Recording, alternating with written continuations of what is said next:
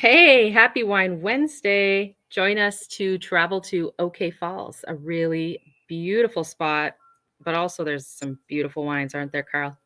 Yeah, we called it the Grand Cru of the Okanagan. Here you go. Stay with us.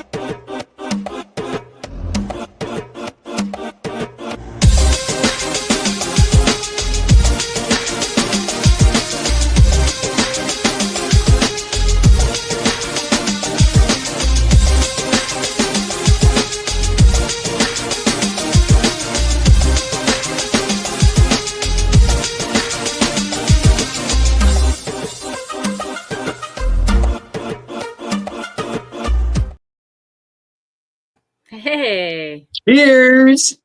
cheers. Canadian wine lovers, Carl's Wine Club members. It is Wednesday. It's 5 o'clock in Pacific. So that's mean it's time for a glass of Canadian wines. It's time to sit down, sit back, and talk Canadian wines. And we're going to talk about Noble Ridge Estate Winery, one of the jewel of OK Falls, means Okanagan Falls here in British Columbia, the Okanagan Valley, a little known sub-appellation that is on the rise. And we are featuring 9 wines this week, and this is really exciting. This is our last feature of the year, Mira. How are you doing? Doing really well. It's great that it's a BC winery because from BC, there's these temperature-controlled couriers. And that's what Noble Ridge is using this week. Because I heard in Winterpeg, it's like minus 43 with the wind chill tomorrow, something like that. Oh, some fun, some very, very fun temperature there. That's awesome. It goes away by Friday. It's just a little, a little cold snap. A little snippet, a little snippet. Yeah. Nice wine can't help you, feel better about. Absolutely. I mean, we're going to have an amazing show. I'm super thrilled. We're going to chat with Benoit Gauthier, the winemaker, fellow Quebecois winemaker at Noble Ridge. Has been there since 2007, I believe, or something like that. A guy who has worked exclusively with Okanagan grapes, Okanagan Falls grapes, since he moved to the Okanagan. He's been at Wild Goose and has been at Noble Ridge forever now. So he had digged really deep into the Okanagan Falls terroir, which is very, very special. So we're going to have a chat with Benoit, which is a really cool interview that we've done this afternoon. Unfortunately, Benoit couldn't make it tonight, but we have a nice 35-minute interview for you. Other than that, we're going to talk about our wrapping session. We had we turned the studio into a bit of a workshop, but I think it turned out pretty well. Who here has already gotten their Advent wines? I think pretty much everybody has now. So this was us all last week making these beauties of packages, little surprises. Daryl had a fantastic point. I see you're on, Daryl. Thank you. We got your email, and he said we should send a little email, a little guide, which ones to put in the fridge in advance. That was I thought I've thought of everything, and no, I didn't. Daryl came to the rescue. Daryl, you freaking rock, man. Thanks for the tips. But yeah, we're gonna send an email to everyone regarding which one to put in the fridge prior to our daily tasting, if you're planning, obviously, to crack any of these bottles with us. But I have to tell you, what's in my glass here is, see that beautiful golden juice here?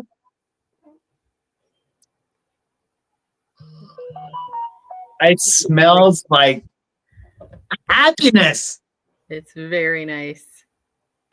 This is part of your Advent calendar. Everyone got a bottle of this. So this is really, really exciting. And I'm sipping on it tonight gracefully before we start talking about Noble Ridge.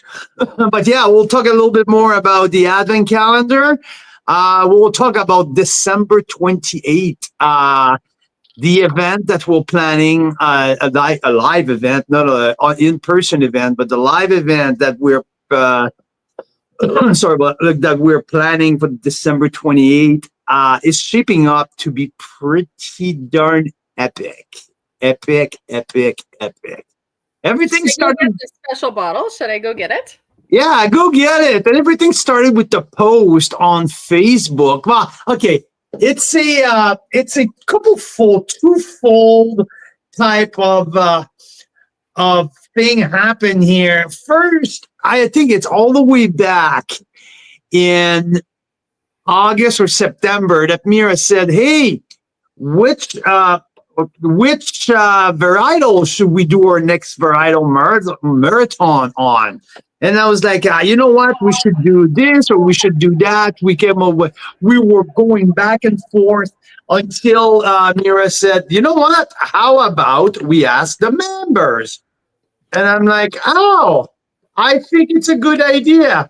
And the members, so we put a poll on Facebook, right? And I mean, not, it was like not even close. We had, the result was overwhelmingly towards the red blends. So we say, okay, so our next marathon will be a red blend marathon. It fell out of favor. Completely forgot about that. Didn't plan it until Mira came and said, hey, look, John Schreiner gave the Mission Hill Oculus 100 points. And we look at each other and it's like, okay. And I start thinking, and I'm like, yeah, here is the hook for the Red Blend Marathon. I'm going to put a bottle of Oculus 2020 into that. So here we are. Canadian red. Apparently that's gotten a 100-point score. And 100 points, I mean, something we'll talk about a little more tonight, because Noble Ridge is one of the only other wineries in Canada that's gotten a 100-point score from anybody. That's very on topic. But hey, I just went to find that Oculus 100-pointer, and I didn't find it where I left it. Did you move it? What did you left it? What did you left? Just at the main. No. It's by the laundry room in the two racks. One of the rack. I started the. Okay, I started the row. But in the meantime, to give you an idea of how pretty the little packages are. Yes, absolutely. Calendar. Yes. So the idea to put the $250 bottles of presumably 100-point wine came around and say, okay, let's put the Oculus 2020 in there and let's send an email to as many wineries as we know and see what people think about that. But wow, it has been crazy. Wineries from all over the country are sending samples of some library release, some future release, some of their flagship wine. Here is the Oculus, the 2020 Mission Hill Oculus, which it sells now for $250 something at the winery. Yeah, pretty crazy. And I heard through the grapevines, I heard from people from the industry that there's a policy now at Mission Hill that they are increased every time that a wine gets around a $50 close to the Oculus, they raise their price. They want to be $50 above any other red wine in the country. So, yeah, there you go. So that you got your answer. So here, but yeah, I've been so overwhelmed by the response by our producer to put some really iconic wines into that tasting. So I can't wait. December 28th at 3:00 Pacific, we're going to start that tasting. We have a couple different price range. We're going to have a little bit of entry level as well, where some producer really want to showcase what they're doing well, because it's not only about the the top of the line. It's not only about the super premium, because you always say it's relative. I mean, it's not easy to make wine whatsoever, but relatively speaking, it's easier to make an expensive wine where you have all the budget in the world than it is to make an inexpensive wine, right? That's exactly what I always said. I'm like, okay, it's much harder to make a very, very good $35 wine than it is to make a mediocre $60 wine. Let's put it that way, right? No, absolutely. So we're gonna play with different price points, and so I'm expecting something like 55 to 60 different wines for that for that tasting, and we'll yeah, and I mean, it's not going to be the Chardonnay marathon, because I mean, with reds like that, it wouldn't be possible, I believe, to taste that many. But I'm expecting at least a minimum of 50, and probably gonna go 70, to my opinion. So yeah, I don't think we'll go 112 like we did with Chardonnay, because I think all our faces will fall off. I mean, this was Chardonnay. That's 112 Chardonnays right there. See, everyone's fairly happy, but none of them did what Carl did, which was to not take a single sip, just taste all 112. all of them. And we're going to do the same with the red blends, side by side with that, presumably the 100 pointers of the Mission Hill Oculus. So it'll be interesting, because there's a few that I have my eyes on that I'm like, this beside Oculus, it will be very interesting. I know that Adnan Aysel is sending me some, I think it's the Wyona Wanda 2020 or a Reserve 2020, that he said, Carl, yes, I put that on. I will put that beside Oculus anytime, and it's on its way. I have a bottle sample that's not released yet of the new Legacy from Vineland Estate, which is a very unique and Solera style wine from like the little baby of Brian Schmid, and he's sending me a sample of that to put in there. But yeah, we have some big dogs from all over the country, and I can't wait. And something different we're going to do this year, I'm going to taste them all, and I'm going to come back live the day after for another hour where I'm going to taste the top 10 beside the Oculus. From the first day. Yes, you're right, Daryl. Absolutely, red icon. And I had John Skinner emailed me last night and saying that he's sending me a back vintage surprise. So I'm not sure which one of the back vintage coming our way, but we're going to have the 2021 red icon and a surprise back vintage. So maybe the 2017 which won the wine of the year at Wine Enthusiast or so. I don't know. It was very well explained in the email. Hey, we're putting a 100-point Oculus in there. Who wants so? And some of the guys are very competitive, right? Oh yeah, okay. Here is my my shiny toy too. So we sparked a few little sparks here and there in the industry. So it's really, really, really cool. Very cool. I just had a thought, because we're starting to build a relationship with a chef here that lives in the neighborhood that has been a high-end chef at various restaurants. And wouldn't it be awesome? We've said so many times to have a chef come in and tell us a little bit more about what can pair well with these. Well, I mean, Carl, but also like we have a hard time sometimes coming up with ideas for vegetarians, for instance, that really love their red blends. and what pairs well with them. So it'd be really interesting maybe to incorporate some tasting with this live. I would like that very much. There you go.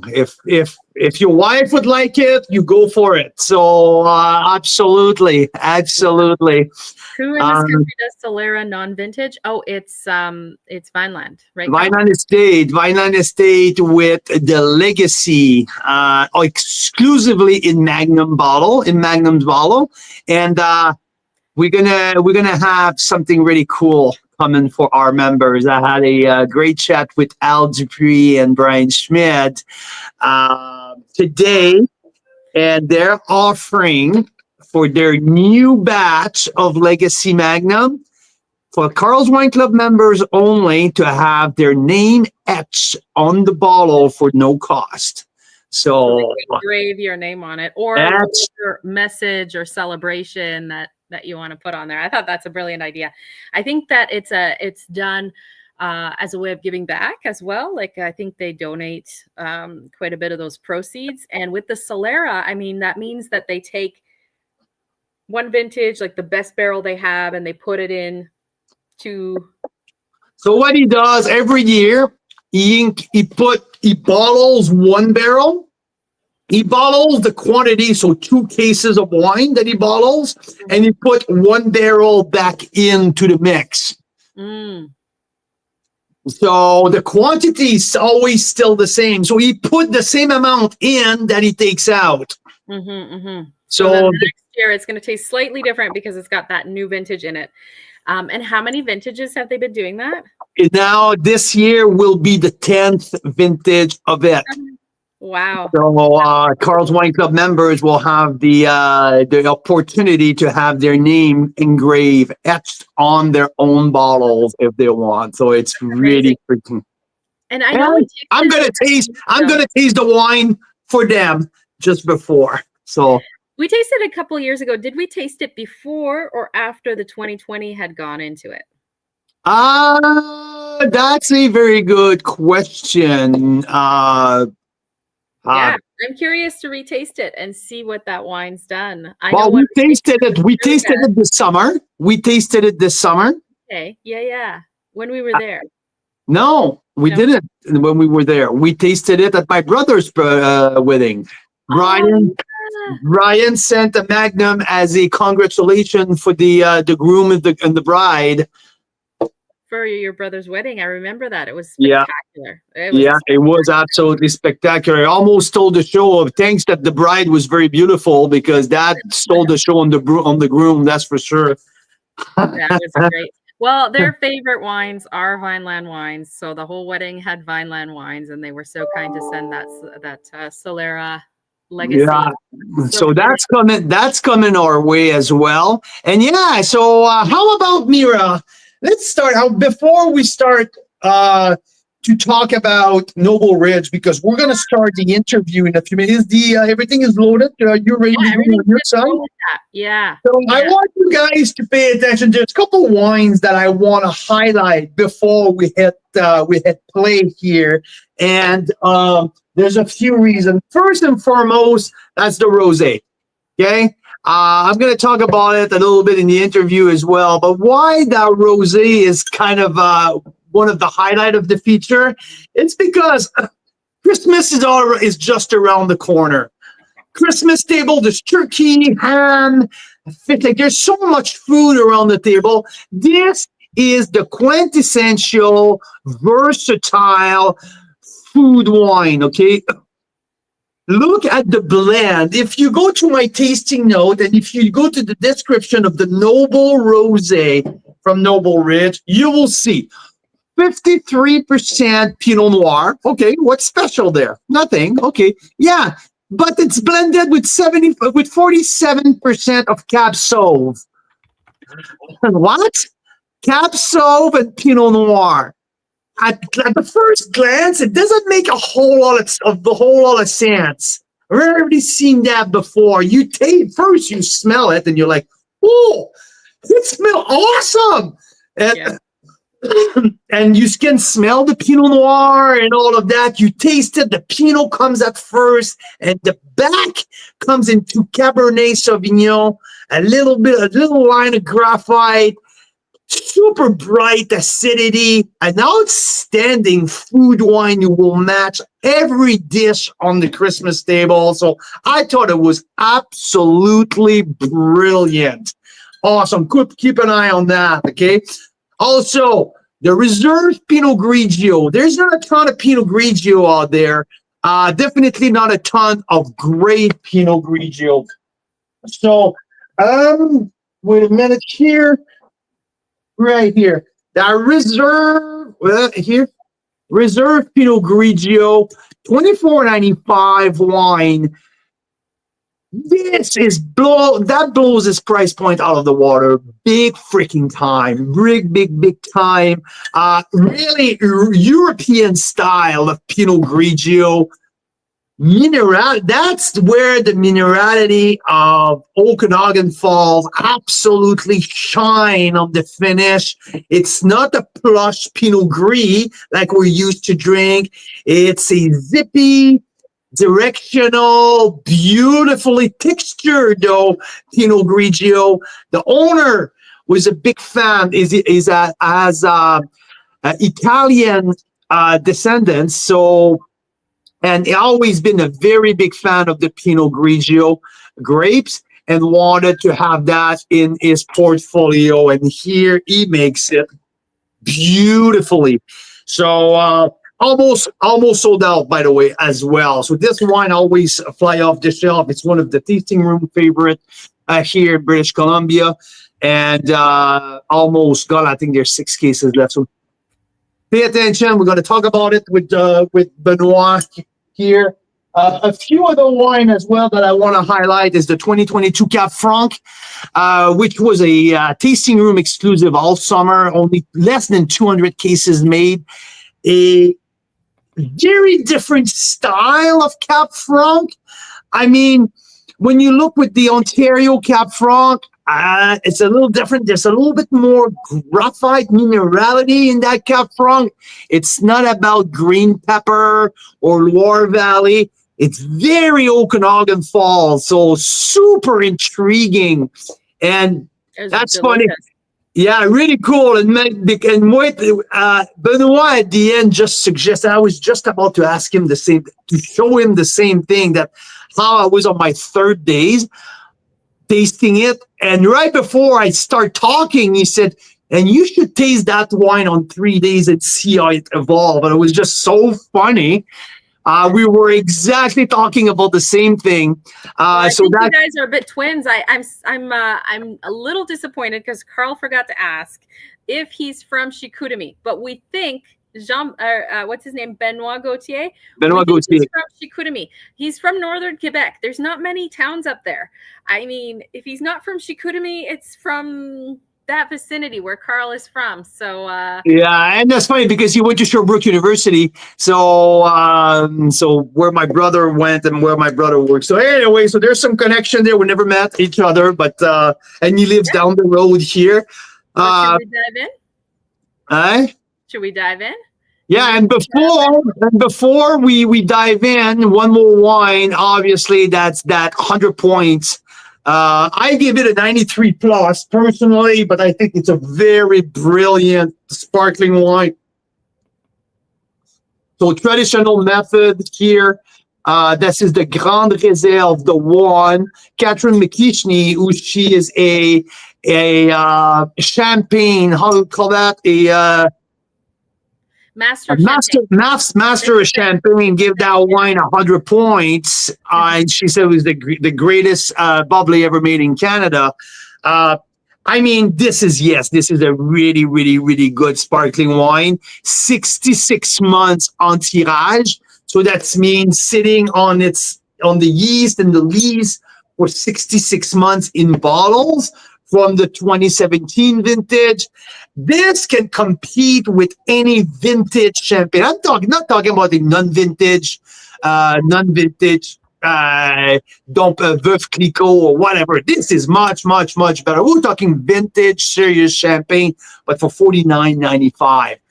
I mean, at that price, there's no vintage champagne. Literally, non-existent. It doesn't exist. At that price, from champagne vintage, impossible to find. $49.99. This is a really good bubbly for the holidays. 93 plus points from here, from the house of the Bouthers. Mira really loved it too. We had a pretty cool oyster So platter good. the other night with this, Oh and my on God. the other side of that platter was the Benjamin Bridge little special that we have going into maybe some of the advent calendar. Just saying. But yeah, okay. So enough of me. We have the winemaker at Noble Ridge, the jewel of Okanagan Falls, Okanagan Valley here. An interview for you. Benoit Gauthier. Thank you so much, Benoit. Here we go. There you go, Canadian wine lovers, Carol's Wine Club members. We have a fellow Quebecois here joining me, Benoit Gauthier. Benoit, bonne soirée, good evening. How's it going? It's going really well. Thank you, Carl. How are you doing? I'm doing great. Hey, come on. I'm wearing my Sherbrooke gear here. Want to make you feel at home a little bit. So you're a Sherbrooke alumni, I've heard. Yes, I have. In my days, yeah, I did study in Sherbrooke, and I actually started my chemistry bachelor there. And when the football team started at Sherbrooke, I was studying there. So I saw the first season of the therein, which was a bit of a dramatic season because, first year is not always the best, but the crowd was always behind them. So it was I know. Pretty cool because my brother was part of that team and now he's the coach, is the defensive coordinator there. So anyway, that's a connection here. You're 30 minutes down the road from me. I'm in Summerland. You're in Okanagan Falls. Yeah. So, okay. So Benoit, you are the head winemaker, the chief winemaker at Noble Ridge Estate in OK Falls. How about you tell us a little bit, when did you join the team at Noble Ridge, and what's your background a little bit? Yeah, well, talking about my background, so I studied chemistry in Sherbrooke, like I just said, and then after doing the co-op program, I had a chance to really work every second semester and try my hands in working in chemistry. And after my bachelor, I just realized that maybe I wouldn't be happy for a lifetime to work in chemistry because it's very, very specific. And I'm more of a hands-on guy. I love being outside, but I love the science too. So I just took some time off. I went traveling and I went to visit my friend that got a job in San Francisco. He got a job in biopharma. So I just went to visit him a little bit, visit California. And that's where I'm visiting Napa and Sonoma, tasting some great wines. I just realized that, winemaking might be my thing to go to. So giving it a chance, I looked in Canada where to study, and I had to decide either going to Niagara region or to the Okanagan Valley here. So knowing both regions a little bit, I didn't hesitate too much and came to the Okanagan because it's so beautiful here. I mean, it was the right choice. That was definitely the right choice. What was that? Was early 2000, I believe? 2005? Yeah, I moved here in 2007. 2007. I did winemaking, viticulture, and then started working. My first couple of years, I worked with Walgos Winery, one of the neighbors here in OK Falls. And then I did a stint with my wife in New Zealand, in Marlborough, for a season. And came back, and then I joined Noble Ridge in 2011, mainly managing the vineyard. And then in 2014, that's when I started also making the wine. So since then, I've been managing both the vineyard and the winery. And grew up with the team and going strong. That's a great story. I love it. So where did you work in Marlborough? I work in between Renwick and Blenheim. It was a fairly big winery. It was called Marlborough Vintners. They were mainly contracting winery, and they had a few brands on the go. So the size of I would say Jackson Triggs winery. So very, very big. It was an extreme that I haven't seen before. So it was a great experience, but not something I wanted to do for the long term. So it was a great to know it, but moving to a smaller, family-owned winery is really where I'm happy. Well, it's good to see the process, right? It's interesting to learn how they do it at such a grand scale. Yeah. It's a completely different operation. Yeah, it's totally different. They could be making wine, they could be making potatoes. It's an industrial business. As of here, like I'm doing everything I can to make the best wine possible. It's really with care and love. And there it's a different scale and different goals. So yeah. Absolutely. Well, let's get back here in the Okanagan. I mean, Noble Ridge now have carved a reputation of one of the very, very top producer here in the Okanagan. Sparkling Pinot Noir, but also Meritage and bold reds. So if you take us back a little bit about how Noble Ridge started, because but they also had some of established vines when they started, correct? Yeah. So when Jim and Leslie were looking for a property, they actually started looking a little bit in France before purchasing the property here. So they look at some vineyards in France, and then they look at some in Canada, and then they ended up making the decisions on buying the plot of land in Okanagan Falls here, because they knew the region was really, really good for grape growing. And on the land, there was already 3 acres planted. So we have one of the oldest Cab Sauv planting, I think, in the valley that I know of. I think our Cab Sauv in Merlot on the main vineyard is 38 years old. So pretty old vines. Oh, wow. Really good structures. Wow. So they decided to buy the land in 2001. And from there, every year they would plant an acre. So they started with Pinot Noir, then did a little bit Pinot Gris, then with Chardonnay and a little bit more Pinot Noir. And then 2006, they bought another property just across the road where the winery is, where I am right now. Another 8.5 acres of property planted right now. And then we grew basically from 3 acres to 25 acres of vines that we take care of. So we're still considered a small winery, but I would say on the bigger side of the small winery. But the great thing about it is I can control everything. Like we're small enough that I can have full hands-on in the vineyard, making all the decisions. And I grow the grapes to make great quality wines. And there's a really good follow-up in the winery when I harvest the grapes and make the wine here. From the raw material all the way down to the finished product. So you can oversee, you touch, you make the decision from start to finish. To finish, yeah. And that's, for me, it's such an advantage because I'm a little bit of a control freak, because I really want to make the best wine possible. And how to do that, you have to control from the beginning to the end. You cannot just, some bigger wineries, they just receive fruit and then the winemaker has to deal with it and do his best. But I grow the fruit, so I'm giving myself the best quality fruit I can to make the wine too. So there's a good follow-up on that one. And, how many cases do you make on a good, let's say on a, not on a bumper crop, not on a small vintage, but on an average vintage, how many cases do you guys? We were at about 8,000 cases. So that's 8,000 cases. Okay. With in plans of growing to about 10,000 cases. So we just did an addition to the winery to be able to produce 10,000 cases. And then we're going to keep focusing on small lots and high quality wines. So you guys do 3 tiers of wine: the Noble series, the Reserve series, and the King Ransom. So can you explain us a little bit how you structure the grapes from the vineyards when they come to the winery before press, when they're in barrel, and what goes where? Is it from the vineyard onset? Is it on the vineyard everything is equal, and when it comes in the winery, how's that work? Well, usually, I know my vineyard really, really well, but my goal is to make the best wine possible. And because every year there's variation in the vineyard, there's variation in the cellar, I cannot preset my mind on, this block always gives me King's Ransom, and it's going to be that every year. It's not how it works. Every year I have to adapt what I do in the vineyard in terms of canopy management, leaf removal, irrigation. I have to adapt to the season.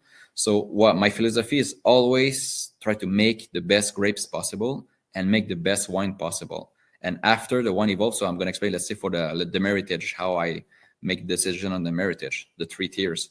So I always make small lot fermentation. So I keep everything separate. So, my 1 acre of Merlot, I might harvest it in 2 or 3 times, keep the fermentation separate, press them, put them in barrels separate, and then let them age separately. And then depending on how the pressed wine tastes, I might select newer barrel, older barrel, depending on the strength of the wine itself, and then let the wine age for 1 year in the barrel. So once the wine has aged, then I will taste all my barrels again, and that's where I'm going to decide on my blends. So what I'm looking for my 3 tiers, so the noble, my entry-level tier, I'm looking for a wine that's going to be fruit-forward, easy drinking, fresh, not too much structure, a wine that you don't need to age to appreciate right now, kind of an everyday wine. So all the barrels that are going to give me that style of wine a little bit, I'm going to put them together and do a little bit of a blending trial on them. And then I'm going to look at my other blends. But usually I always try to start from the King's Ransom, because Ransom. Okay, you start from the big dog, you put aside you go down. Exactly. So my goal is to always make a King's Ransom Meritage with my Bordeaux grapes, but it doesn't always happen because our standards of King Ransom is really the best wine we can make, not every year, but across the board.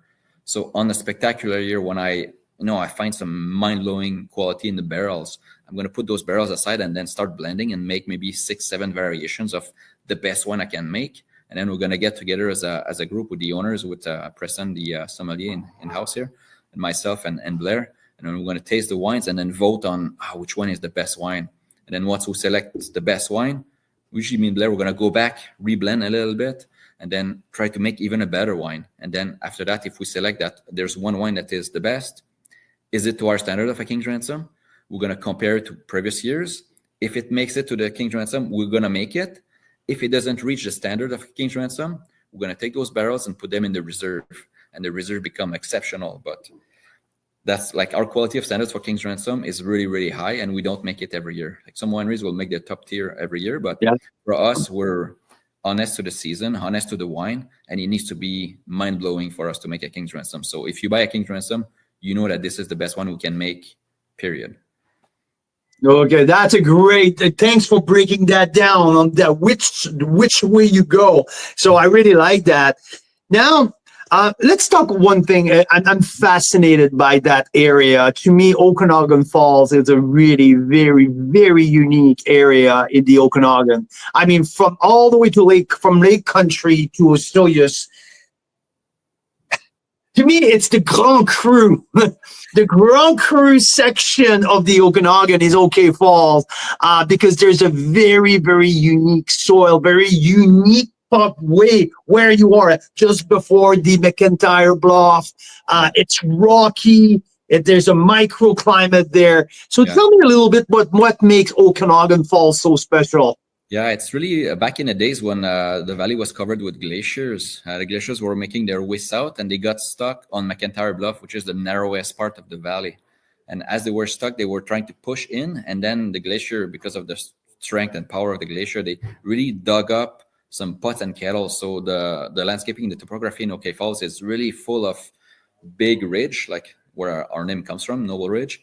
Lots of ridges. So our vineyards are planted on big slopes, like facing south, facing north. And then we have big kettles where we have lower elevation. So lots of different microclimates, lots of different terroir. And the soil is great for wine growing because it's really like, I would say, rocky and sandy and not a lot of organic matter. So I have a very good control on the growth of the vine, on the vigor. And, making your vine suffer a little bit during just before harvest, it really helps to increase the quality.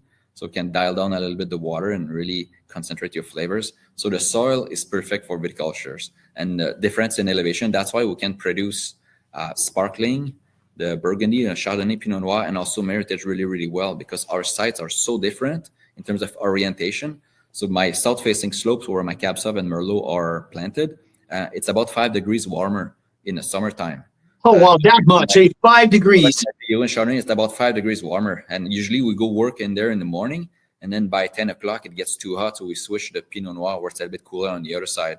And there's such a difference in temperature. And that plays a huge difference in maturity. So if I would have my Cab Sauv planted facing north, it would be too cool. It wouldn't make good quality. But where it's planted, it's really, really good quality. And that's why I can make the Bordeaux blends, the Burgundy blends, and then even the Champagne, the sparkling wines. So very, very unique. Yeah, and what's the altitude where you guys at? Because you guys are have a little bit of a cliff up there. Yeah, I would have to look back on top of my head. I don't remember the exact altitude that we are, but we're slightly higher than Vassar Lake. So we're fairly on top of a ridge, so we get really good airflow, and it's a little bit cooler. So OK Falls is also a little bit cooler. When I looked at the data from the Somaliland research stations, they take the growing degrees in the region from Kelowna to Osoyoos to OK Falls, Naramata, and we're actually kind of in the middle. So we're definitely cooler than Osoyoos, slightly warmer in Kelowna region, but not too much. But that makes us really good for like extended maturation and extended grape ripening. So that's one key to develop your flavors. If you ripen your grapes too early, usually you're gonna have a high sugar, not too much flavor, and then you're gonna have an unbalanced wine.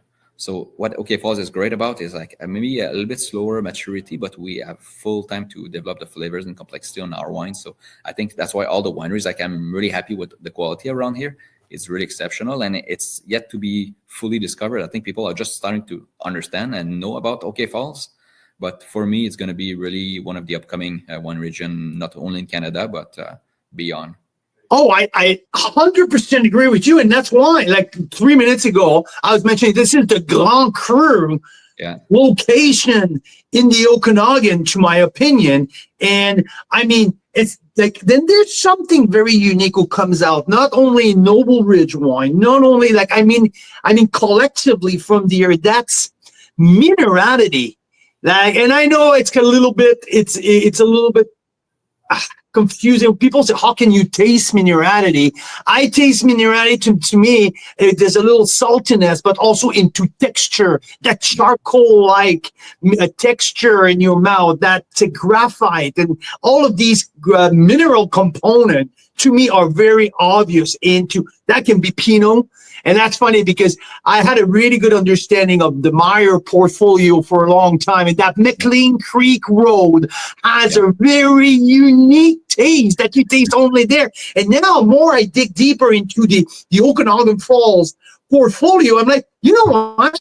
Now I can see these really similar type of mineral-driven element comes out around Blue Mountain. There's some stuff also that I can really pick up. So that very mineral-driven. Am I right here, or is just me? You can taste it in my wines. If you taste our Pinot Grigio or Stony Hill Chardonnay, which is an on-oak Chardonnay, you're gonna really be able to taste that texture, taste that minerality, and it comes from older vines. My Pinot Gris is planted in 2002, so 22 years old now. Yeah. You can taste like the root system is pretty well established, and it's low crop, low vigor, and you can really taste the volume. You can really taste the minerality, and it's what I think makes a great wine too. No, definitely, and you can see it across the portfolio. So very special terroir, and. So you also have the diurnal difference, right? The diurnal temperature, warm night, warm day, colder night, bright acidity, correct? Yeah, and that's one of our strengths. I think here is definitely with the Chardonnay and Pinot Noirs, we can get enough heat to ripen the grapes, no problem.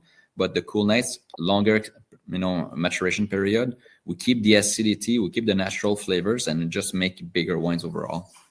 Yeah. And that's one thing that I noticed in terms of your style of winemaking. Let's put aside the bubble program for 1 second, but especially on the red side, your reds are big, your reds are bold, but your reds are structured. That's something you come across every single red that I tasted. The structure is just like straight like an iron bar, and it needs time. It needs a little bit of time, especially when you get to the reserve and the King Ransom. These wines need a little time to soften up. That's the style of winemaking that you're using. Long-term ageability and full-body wine. Yeah. Well, it starts in the vineyard. It starts with our trellis system. So at Noble Ridge, we have 3 different trellis systems. And 2 of them are pretty unique, not really used in the valley. So for my reds, one of the reasons they're so structured is because I grew them on a Geneva double curtain, which is a pretty high trellis system. And then I basically, train the vines to be about 6 feet high. And in the summertime, the shoots grow from that height, and then I push them down midsummer. And by pushing them down, it stresses the vine a little bit. And then because the vine doesn't like to grow against gravity, and by doing that, I'm able to control vigor. I'm able to concentrate a little bit the flavor, and it enhances a little bit the tannin production in the grapes. And that's why, like, my grapes produced on the GDC are very rich, a little bit more tannin, very good concentration. Even like if you taste our Pinot Noir, we're one of the richest Pinot Noir in the valley, and mainly is from our trellis system. It really has a big impact on the overall quality of the grapes and the wine that goes with it. Yeah, and it's there. I know another winemaker who used that system is Richard De Silva, and at De Silva Vineyards. And one thing is Pinot is just like not from the same terroir, it's from the Neuronata bench, but there's that boldness and that structure of the wine. And now I can make the connection. Now it's because of the trellis system. And, it really gives me the potential for that, to make a wine that has a good aging potential. And when I blend my wine for my reserve and King Ransoms, I'm looking for ageability. So I'm looking for a wine that is structured. For the reserves, I make the wine so that it will peak, in terms of quality and tannin structures in like 5, 6, 7 years. So that's how I make it. And the King Ransom, it's gonna even keep improving after 15 years. So they're really rich, big wines, and then that's how I like it, because with the 3 tiers, you can make different wines for different occasions. And, if you want an easy drinking wine, okay, go with the Noble series. It's delicious wine. It's ready to drink right now. Yeah. So that's as I'm a winemaker, I like to, make the best wine, but also has different styles of wine. So different side, different stage, and for different demographic as well, because the price points are different. So the Nobles are all under $30.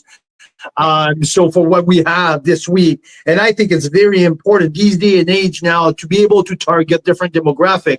So let's start with the Pinot Grigio very quickly. $24.95. This is a reserve wine here, and I'll get back to the terroir often. This is truly Italian style mountain. Like I feel like I'm in the mountain in Italy with the structure of it's bright, it's crisp, it's fresh. And there's that saline minerality that comes back into it. Yeah, and it's great. And in the summertime, I think it's Preston's favorite wine and one of my favorite wine in the summertime too. And it's really like Jim is from Italian origin. So when we started making Pinot Gris, they wanted to call it Pinot Grigio for that to start with. But stylistically, it's really a Pinot Grigio. It's got nice acidity, nice minerality, but it's also very round. So it's a rich wine. It's only a stainless steel, so there's no oak on it. But just from the quality of the grapes, you get that roundness, minerality, and it's a go-to wine for any pasta, fish, or on a hot summer day. It's really, really nice. Well, let's talk about the table, the dinner table, because I think you guys have the quintessential versatile wine here with the rosé, the Noble rosé. When I look at the blend, I mean, almost half and half, 50 by it's 47, 50, 53-47. Pinot Noir. But it's partner in crime in there. It's Cab Sauv. So Pinot Noir, Cabernet Sauvignon. I'm like, at first, you're like, what? But when you think about it and when you taste it, I get the Pinot Noir in the front palate and I get the Cabernet Sauvignon structure coming in the back. And that's I had the first sip in my mouth and I'm just thinking, oh, I can eat so many things with that wine. And with Christmas around the corner, I'm like, turkey, absolutely. Smoked ham, absolutely. Whatever it's on the table, this is this is such a versatile wine. Yeah. And myself, I like to drink it on my own. It's just perfect. It just fills you with joy, with flavor. It's still fresh and it's made in the Provençal style, so it's not sweet. So it's no, bone dry. It finishes nice in the mouth and you just want to drink more. So I think that's what rosé should be all about. Yeah, mouth-watering, no sweetness, no candy in there. It's like it's all about bright fruit, bright acidity, length, and mouth-watering. So that's why I'm like bringing it on to the table. It's absolutely fantastic. So we have one of my favorite red in the lineup, and I gave it a 92 points. It's a very small batch of Cabernet Franc. I'm a fan of Franc personally. We do so many things. We go back and forth between the Niagara and the Okanagan between our features, right? discover an incredible amount of amazing Cab Franc from Ontario.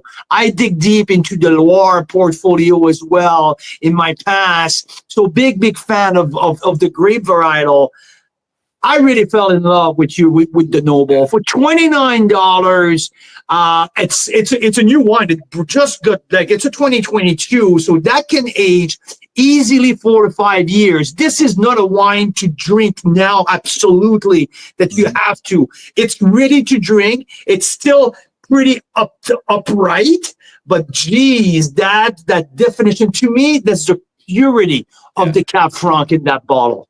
It's really, I really like. I think Cab Franc is a pretty underrated varietal. Like it's not very well known, made a lot in the Okanagan here. But as a varietal, I love it. I like the fruit flavor. That is a more like fresh berries, a little bit of blueberries, strawberries, a little bit of everything. There's still a little bit of herbal notes. Sometimes, you can get into the tobacco notes a little bit, but not like Cab Sauv. So it's a bit more on a fruit forward, less structure, less tannin. But it has kind of the whole package deal of a great red wine. And like you said, drinking a wine, I would consider this wine, if you can, try it, open it one day, have a glass, leave the bottle on the counter for one day, come back at it the next day, try it again, because you're going to see the evolution of the wine. So a wine is always alive, and especially on young wines, the wine will change, and usually for the best for the first maybe a day or two. And then you're going to see the fruit's going to come forward, the tannin is going to soften up a little bit more, and it's going to be totally different. So it's a great experience to try wine over a course of 1, 2, or even sometimes 3 days. You jumped the gun, because that's exactly what I was about to say. I'm on day 3 right now. Yeah. I'm on day 3. I just passed the halfway of the bottle. That wine has changed a lot since, and like I won't say for the better or for the worse, it just changed. Yeah. Much more approachable today than it was 2 days ago, 3 days ago. The fruit is softer. Now it's black cherry. It's a little bit of like Black Forest cake. Yeah. And the vanilla has come up a little bit. And yeah, has changed.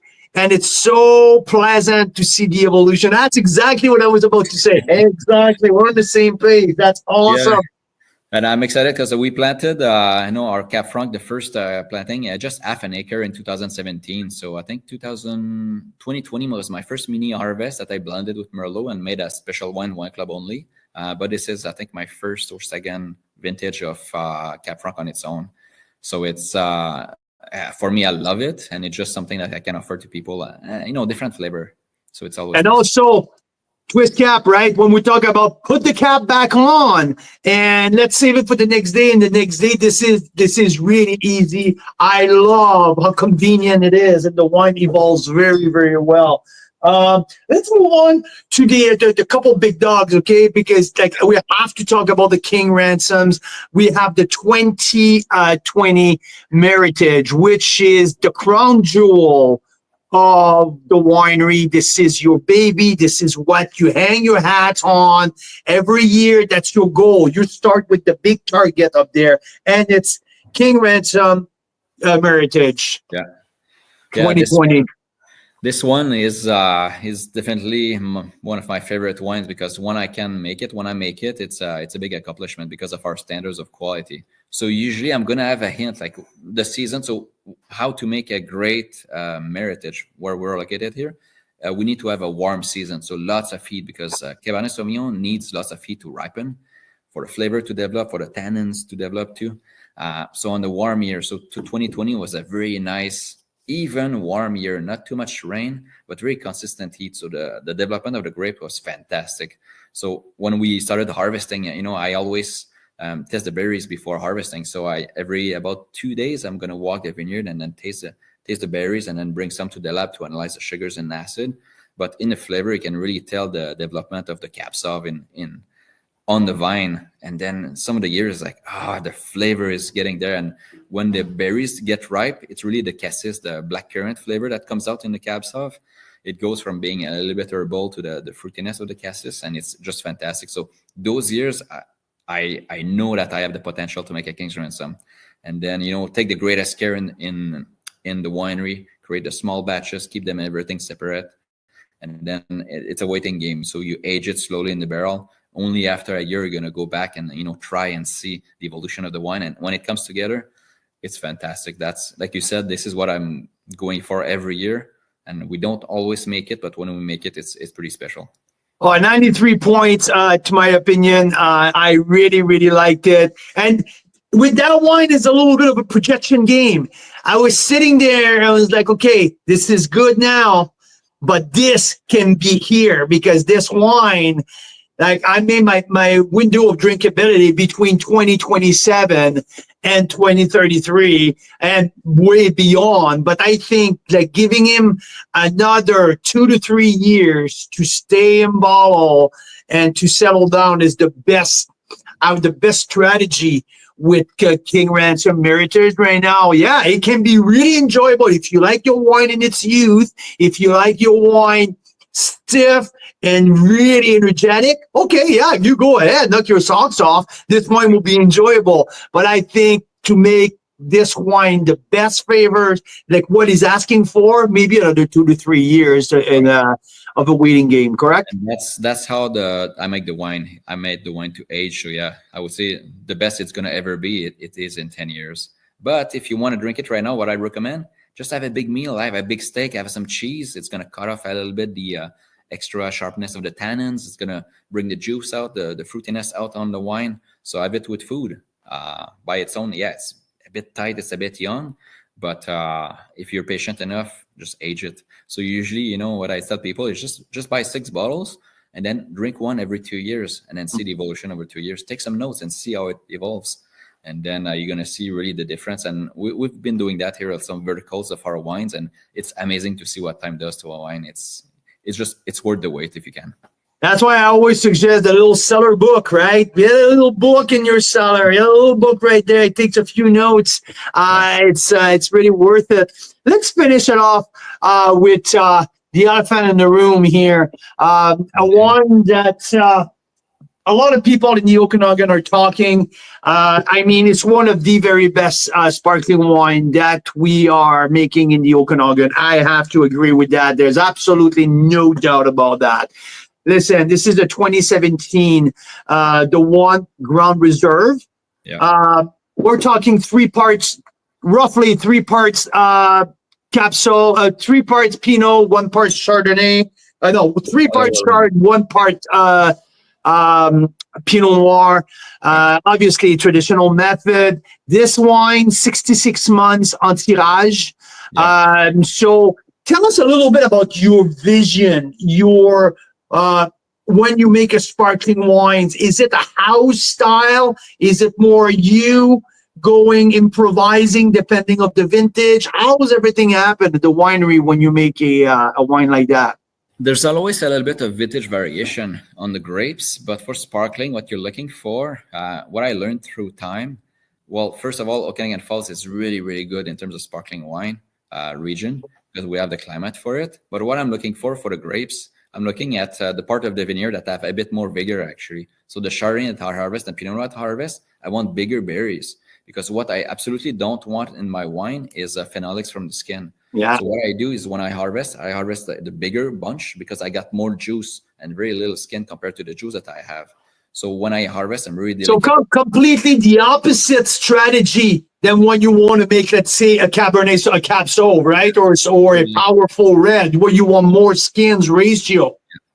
So totally different. So you have to be the most delicate as you can. So you harvest with the right value. So my style of sparkling is I try to make the most balanced one as I can without dosage. I always aim to not add any sugar during disgorging. So I want my wine to be dry, but wine that is balanced. So the picking decisions is very important to get that balance, and that balance is achieved 5 years down the road. So you really have to understand the evolution of your wine through aging to be able to come up with the most balanced wine when you drink it, which is usually 6-7 years down the road from when you harvest it. So you really have to have good experience on how you do things and how to treat the grapes. When I harvest, it's always a whole cluster pressing. So basically, I put the whole bunch directly into my press, and I use the most gentle pressing cycle on my press. So that's going to prevent any phenolics from being extracted on the skins, and it's going to give me really clear juice and really high quality juice. and I do I lose a little bit of yield, I lose a little bit of juice because I don't press too hard, but that's how I can get the best quality. And then from there, it's just gentle winemaking, cool winemaking, and then re-fermenting in the bottle and leaving the bottle. As you can see behind me, there are cages full of sparkling. I can show you a little bit here. This is my wall. Oh, there you go. Oh, okay. It keeps going. It keeps going. Yeah. How many bottles do you think is behind you right now? How many bottles? Every cage is 500 bottles. So okay. So 6, 12, 18. Yeah. Yes. 1, 2, 3, 4 high, 3 wide, 12, probably 4 deep. So I mean, probably 36 cages. 36 cages right there. So that's quick math, 18,000 bottles, and there's a little bit more on the side. So I must have about 25,000 bottles just aging. And the aging process will be different from my wines, different kinds of wine, because I made different kind of sparkling. But Grand Reserve, spent 66 months in aging in the bottle. And what's going to happen in the bottle is with time, the yeast is going to break down a little bit. And that's where you're going to get the complexity of the aromas, a little bit more rounder mouthfeel. Texture, right? Texture that you're looking for. So for me, as we age wine, we'll taste the wine every maybe 4 months and then see the balance. Because at the beginning, it's like pretty fruity, citrusy, it's pretty sharp. And as it ages, it's going to get a little bit that aroma complexity, a little bit the mouthfeel that we want. And then once the balance is achieved, then I disgorge the wine and then it's ready for consumption, basically. Yeah, and I mean, when you look at the quality price ratio, I mean, this is like $49.99 or $50 price point. This, when you put that blind with some vintage champagne, and now you can't get your hand on a vintage champagne for under $200 anymore. It's long gone the time where you're paying $60 for a bottle of champagne, especially vintage champagne. So, I mean, this is a heck of a value. Yeah, it is an incredible value. And, at the wine shop, Preston has done lots of seminars about sparkling wine too. And he loves doing that. He does, he buys some pretty fancy champagne, really expensive ones, and do blind tasting with people. And then pick your best. And usually we're the first one or the second first one. And among wine that are worth $150, $200. And, at $50, it's a heck of a deal. Absolutely. I give it a 93 plus points. I'm just on the verge of 94. This was very, very impressive. I tasted that side by side with one of our fellow Québécois wine from Benjamin Bridge, Jean-Benoit Gauthier. He sent me one of his 2017 as well. So I love what he does on the other side of the country. So we had the other day, I had to stop by the sea and get some fresh oyster. And I have a picture. Mira took a little video. I have some Benjamin Bridge and some of that Grand Cuvée here. So it was a beautiful evening of dissecting two completely different styles of sparkling wines. And this is truly the cream of the crop, the crown jewel of what we do here in the Okanagan. Outstanding job. I mean, John Schreiner gave it a 96 points. I know that Catherine McKishney gave her 100 points. One of the only time that 100 point was given. And I respect because Catherine has a really great understanding of what they do in Champagne. She studied the whole thing inside out. So I agree. This wine is absolutely fantastic. Congratulations, Benoit. You're doing an amazing job. We are so thrilled and excited to feature your wine this week. Yeah. And to send people your way down in the Mecca, down in the Grand Cru part of the Okanagan in Okanagan Falls. Thanks for joining me, Benoit. I really appreciate your time. Thank you very much, Cal. It's been a pleasure. Thank you so much. All right. Thank you. Woohoo! That was fun. That was fun. That was fun. Great interview. I really enjoyed my time with them. That they can have 5 degrees difference on the same day on different parts of their property. That's wild. No, at the same time, like when it's like, let's say 36 degrees on one spot and the other spot, it's 31 degrees. Yeah, that's pretty wild. And I guess that's wild. It is wild. That's what so the south facing versus the north facing will do, right? So in the afternoon, when the south facing is absolutely shining on the cab in Merlot block, but it's 5 degrees cooler on the Chardonnay block, which is totally under the shade at that point. So it's really fascinating, especially because of the big cliffs and the way that it's shaped in Okanagan Falls. That's why that change and that difference is so big. So, and that's the only reason why they are able to make Meritage. They have the oldest block of Cab Sauv in the Okanagan there, but they also can make outstanding sparkling. Yeah. Because that's the only reason why. And Pinot Grigio, that's super crisp and Yeah. so beautiful. I know, because sometimes you get suspicious when I go and say, well, actually, everything they do is really good. Yeah. Right? You want to say, no, they have they're better at reds, or they're better at whites, or they're better at bubbly, because you think if it's the same vicinity, there's going to be something that sometimes something has to give, right?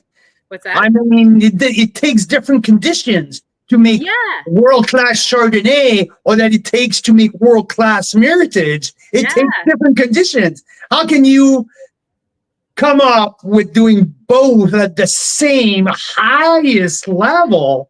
It's incredible.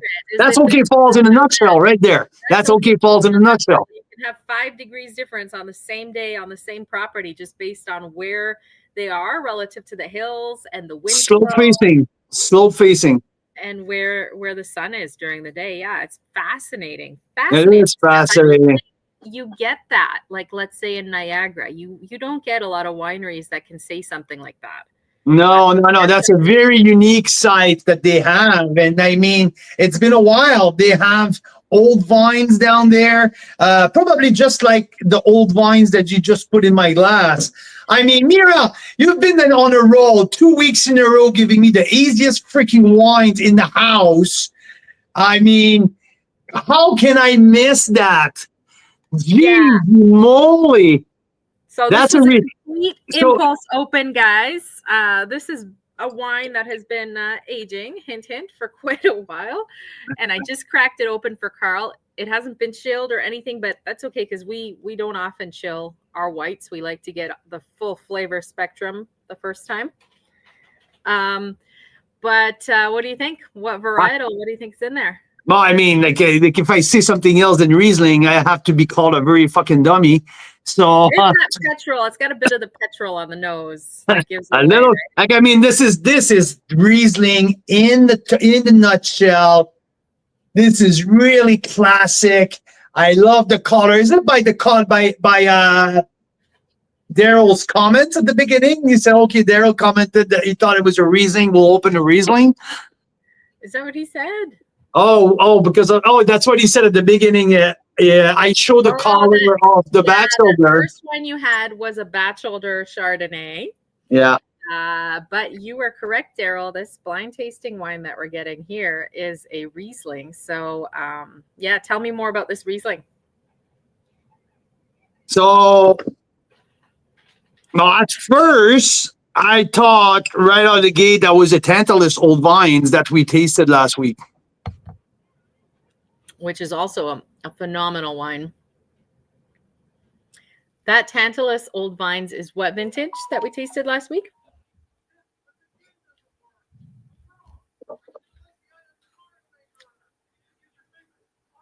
(2021). So this is 5 years older. It's 2016. It's a 2016 Riesling. So there's not a ton of option here at 2016. So there has to be Suan 2016. No, it's not Suan. Yep. Yeah. Who else we has 2016 Riesling in here? Either way, how much would you pay for something like this? Either way, well, I would say, this is really fucking good. This is really, really, really good. I would pay easily $45 for that. Okay. Well, I don't think it's on the market anymore, obviously. Let me see what the new vintages are like. Let me see here. Easily $45. It's complex. There's some great depth. There's a nice little like it's the acid is still bright, so that wine is still priming. Yeah, so the new vintage at Save On Foods or the winery, it's $22. Okay, that's the intersection. Yeah. That was a thought that I had at the beginning, and because it doesn't have the same depth than the Tantalus, it doesn't have the same, like, Tantalus is so deep in flavors. But I said, this is really freaking good, though. And it has that same little finish that Tantalus. So that was my... a Riesling that over-delivers, and I so agree. And it's so delicious. Oh, my God, the moment right now. We opened it a couple years ago, and it was going through a little bit of a slump, I think. Mm-hmm. Mm-hmm. I don't remember it being this explosively delicious. Like, this make my mouth water. So, yeah. Intersection... 2016 Riesling. An absolute bomb. This is really fucking good for the price. Oh my God, I love it. Very good. See what you can do with a $22 wine if you just age it a little bit. Yeah, and I give that 92 plus. I give that 92 plus points. Easy. Awesome. Awesome. Well, there you go. We blind tasted Carl. We had a bachelor earlier, and we talked through all about Noble Ridge, OK Falls, and met Benoit Gauthier, the winemaker. So it's been quite an eventful Wine Wednesday. Thanks so much I have to remind people here, just before we go, that this is not going to be around for a while, for long, okay? This is going to be gone, long gone, before the end of Christmas season. This is $49.99. It can be, well, for some people, a little bit expensive, but this is truly the level of vintage champagne. Truly, truly, truly level of vintage champagne. If you need a couple good bottles of sparkling for Christmas, I mean, this is the way to go. Again, John Schreiner, which is one of the most acclaimed wine writers in Western Canada, based in Vancouver, give that wine 96 points. It gives gold. It got gold medal at the San Francisco Wine Festival. Catherine McKishney, which is a master of champagne, said that was an under-point champagne, under-point sparkling. The only one that she said in Canada has that level of perfection. I didn't go that far. But at 93 plus, I mean, this is no slouch. And especially at that price, that layers of complexity, I think this is, if you're looking to treat yourself with sparkling wine for the holidays, that's the way to go. That's the way to go. There's no other BC sparkling who will deliver at that level for that price point. That's for sure. Absolutely. I think the price point is really fair, given the quality.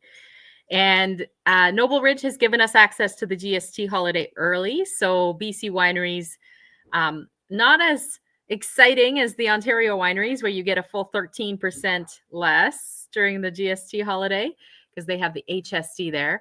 In BC, the government here, the provincial government still charges their provincial sales tax, but you do get that 5% break, which does add up, and it's great. So they've given us early access to that. You don't have to wait till this weekend for it. So yeah, fantastic wines from Noble Ridge. Also free shipping option, which is fantastic because they use temperature controlled shipping with ATS, which is not cheap. So it's nice to be able to get that for free. Absolutely. There's a lot of great stuff in there. Like I said, the Pinot Grigio, there's a very small batch Cabernet Franc. The Cab Merlot is very well priced. Again, the Rosé is so versatile. The Stony Knoll Chardonnay, one of the best. That was the best unoaked Chardonnay we had in the Chardonnay Marathon that we did in May. So yeah, the Merlot Reserve at 92 plus is a very serious Merlot for $35. So that's a stunning pack, discovery pack, and we have the three big dogs. The big dogs, the King Ransom 2018. So you're looking for a Pinot Noir with 6 years of age, which is still a little baby for Benoit Gauthier standard. He makes these wines to age at least 15 years. I tasted that Pinot Noir a month ago, and like it's big Merlot, it's big Pinot, it's absolutely stunning.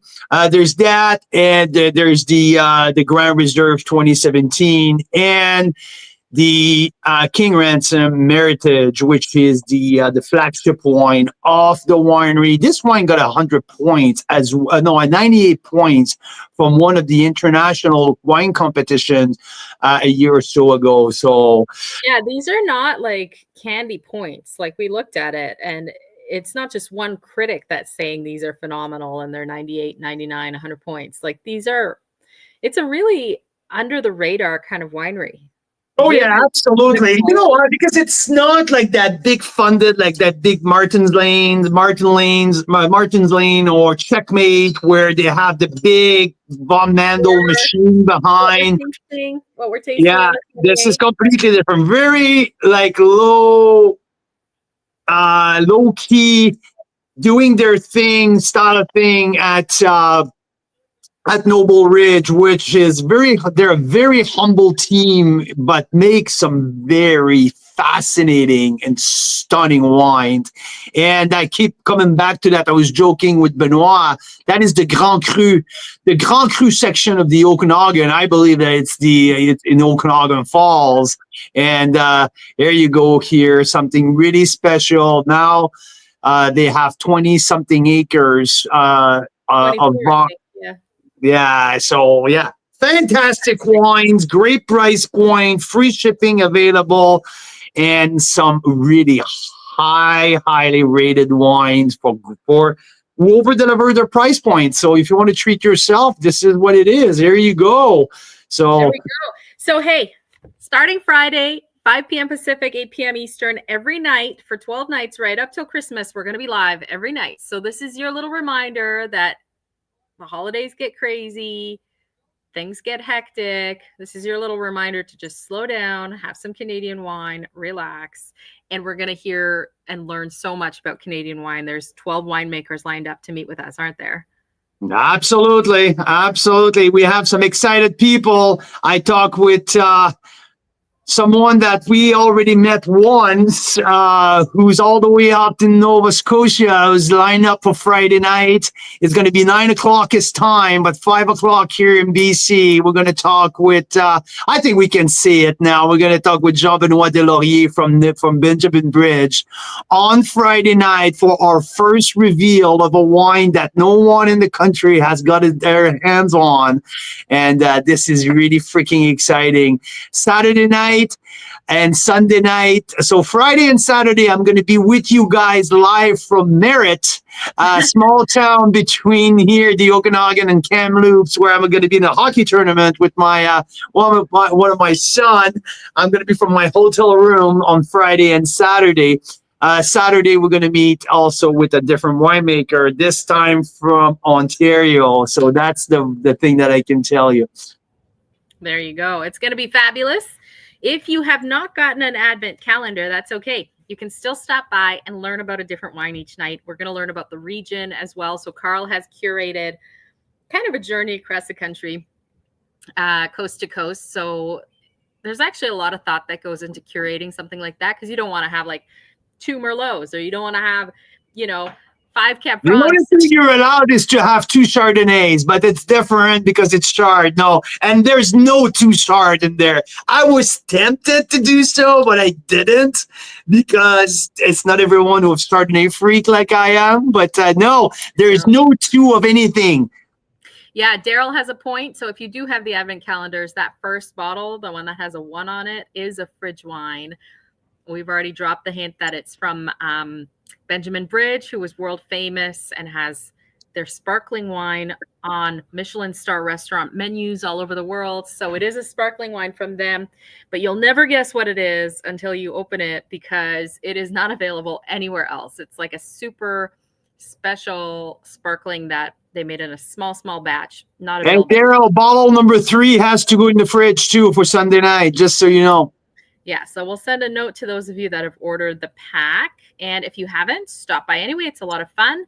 You will have the opportunity, if you want, to just order individual bottles. You can build your own Advent case that we'll send to you to replenish your cellar, because I know a lot of members are going to go through some of their wines over the next few weeks and might have a little bit of room in the cellar after Christmas. So you can kind of reserve a bottle each night that strikes your fancy, and then we can send you that case after the holidays. So that's kind of a fun way to explore these wines, because we did make sure that the wineries reserved at least a few extra cases for us. So there we go. There you go. Well, thank you, Mira. I'm gonna hit the road to go pick up a couple kids, 8 kids, and some dinner. So all of you guys, this is Noble Ridge Week. Don't miss out. There's some incredible stuff in there, and see you on Friday for the first reveal of our Advent calendar. So Mira Boucher, thank you very much. It's nice to spend. Thank you, and Canadian wine lovers, Carl's Wine Club members. See you next time. Cheers.